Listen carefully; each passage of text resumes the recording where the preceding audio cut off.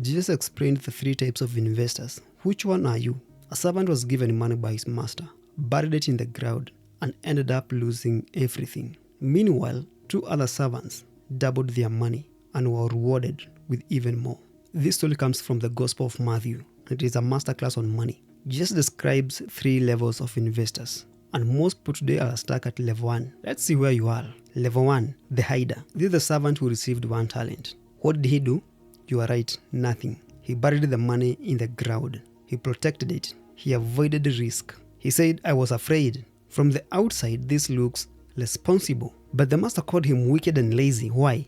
Because doing nothing with opportunity, it is still a decision. Modern version of this investor are people having money sitting in their bank accounts forever. People who are afraid of investing. People who are waiting for the perfect time to invest.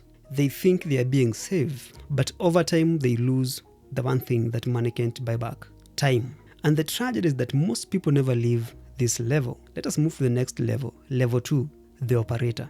The servant who received 2 talents did something different. He put money to work. He doubled it. This person understands something the hider doesn't. Money should move. The people on this level, they trade their time for growth. They learn new skills. They build income, and they reinvest what they earn. They are in the game hands on. And they may not start with much, but they multiply whatever they have through effort. The master told this servant, well done, good and faithful servant. He didn't say, well done, you made a profit. He said, well done, good and faithful. You see, the praise was for faithfulness, not the amount. But here is what separates level 2 from level 3. Let us look at that. Level 3, the allocator. This is the servant who had 5 talents. And this level represents the highest level. This servant didn't just work for money. He multiplied money aggressively. In fact, the Bible informs us that this guy went at once and put his money to work. And that phrase is extremely important. He didn't wait for the perfect time. He didn't overthink. He didn't procrastinate. He went at once and put his money to work. In other words, he acted immediately.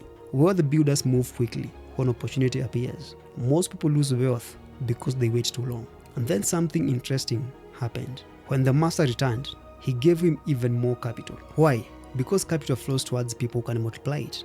The main difference is that the level 2 investor, that is the operator, that person works hard to drive growth. While level 3 investor, which is now the allocator, build systems that grow without them. At this level, people don't just earn money, they deploy money. They build systems that works without them. They allocate resources across opportunities. They multiply resources at a scale. And here is what proves it. The master took the 1 talent from the servant who buried it, and he gave it to this guy who already had 10. You see, resources don't spread evenly. They flow toward people who prove they can grow them. So the real question isn't how much do you have? The real question is, what level investor are you?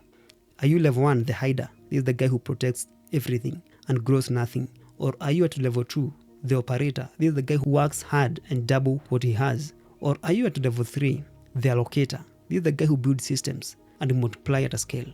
But here is what the most people miss about this parable. The servant with the 2 talents received the exact praise as the one with the 5. Same words, same reward. Because God doesn't measure your starting point. He measures what you did with it. The tragedy of this story was never about money. It was about wasted opportunity. Because one day the master returned and every servant had to answer one question. What do you do with what I gave you? And that question still stands today. So what level are you?